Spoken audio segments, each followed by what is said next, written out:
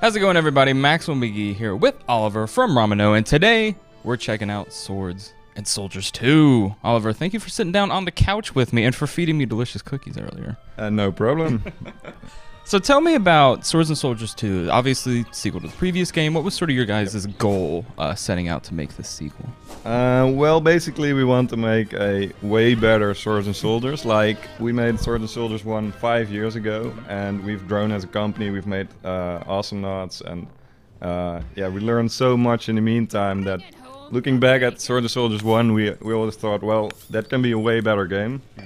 And that's basically what we're doing. I'm sure you had plenty of ideas, like cooking during the development of Swords and Soldiers 1, that you just couldn't quite work in, that you've always wanted to go back to. That's always a problem with game design. Once you get to the end of development, you have to kind of start wrapping things up, and you stop putting in new ideas, but you still get those ideas. So those ideas are put in Swords and Soldiers 2. Can you tell me some of the new ideas, some of the new features that are making it into the sequel? Well, in part 1 we had super spells. For each faction you had a super spell, and in Swords and Soldiers 2 we have super units as well, and they get all kinds of different tricks that you can use. Yeah, I think we're going to see one of those super units here in just a little bit, but I guess we should set up why we're fighting a tiny goblin on what looks like a golf course. Yeah, this level is the campaign will be about Redbeard and his adventures, and in this level Redbeard pays a visit to his grandpa, who I believe is retired and is enjoying a bit of golf. Exactly, he has a little golf course of his own,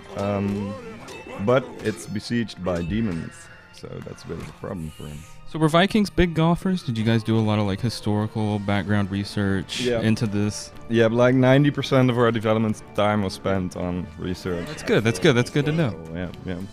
So it's very important. That's like game design 101. Oh yeah, you gotta make sure your facts are straight when you're dealing with the epic battle of Vikings and demons. Yeah, you have to know that this took place like in 1943. So let's talk that portal there in the sand trap, because I believe that is a new addition for Swords and Soldiers 2. That's actually a spell for the demons that they can use a portal, and if you know the game Portal, then you know what portals do. It does exactly. Goes in one and comes out the other. Exactly. Yep. But if you don't own it, you have to destroy it. So that's what the clubby guy is doing. That's actually a club swinger, and he. Every time he hits something, he stuns it. So, and in the back of those guys, you see the little blonde-bearded guys, and they throw meat. They were aptly named the meat throwers. And it's good. It's good. Very descriptive. Yeah, and meat heals. So obviously. Obviously. Yep. And so, what is this? What is this delicious meat grill we've opened up here in the center? That's actually the objective, or one of the objectives for this level is to get some meat on the barbecue, because there is a barbecue, so there should be some. Because that's just the way God intended it.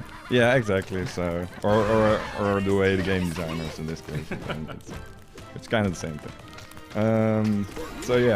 What we're doing right now is we're trying to get up to the barbecue and get some meat on there. There you go. So you mentioned the portal allowing enemies to spawn closer, or spawn in different locations around the map. Like, why was that an important feature you guys wanted to work in? Well, in Swords and Soldiers 1, one of the problems with this kind of setup, it's a side-scrolling strategy game. You have a base on one end and a base on the other end, and it always results in a kind of a tug-of-war type situation.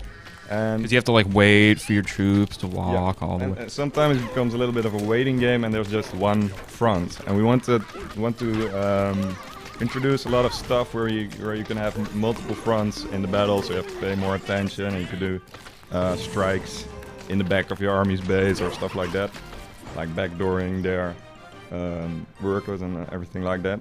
So there's a lot of stuff that we do for that. So right now we're actually confronting the big guy right there. That's the demon super unit. Okay. He has a big shield. And a dead animal on his back. And a dead animal on his back, of course. So what we're doing to take him out is use the Viking super spell, which is Old Larry. So he's all about drinking meat and punching dudes in the face. And uppercutting demons. Yep, and singing as well. So we took care of the super unit. Actually, when you control the demon super unit yourself, you'll be able to deploy him and they'll turn him into a static form. So he stands still, and he starts throwing any allied units that pass him over whatever is in front of him. So you can throw units over towers and stuff like that. So not only like circumvent defenses that have been set up, but also just get the enemies further downfield faster. Yeah. It's another thing to circumvent the stalemates that could happen in this kind of setup. So there's a lot of it was a problem in Sword of Soldiers 1, where you if two equally skilled opponents fought each other, it often resulted in a stalemate. And we've just done a lot of stuff to prevent that in this version of... Oh, okay. So then is that sort of portal technology going to be available in multiplayer matches as well? Oh, yeah. Yep. There will be a skirmish mode where you can play against each other in split screen, or you can play one can play on a handheld and another can play on the TV with a remote. So yeah, there will be all kinds of ways to play against each other. And what we want to do with Sword of Soldiers 2 is instead of having 3 set factions like in the first version, you can create your own army. Oh, you can like mix and match different units from different... Yeah, exactly. So there will be kind of probably some kind of draft system or something where you can completely create your own army from how you want to be. So. Well, can you remind us when the game might be coming out and on what platforms? So there's no promises yet. Okay. But when it's done, basically. Yeah, when it's done. So probably around the end of 2014, beginning 2015.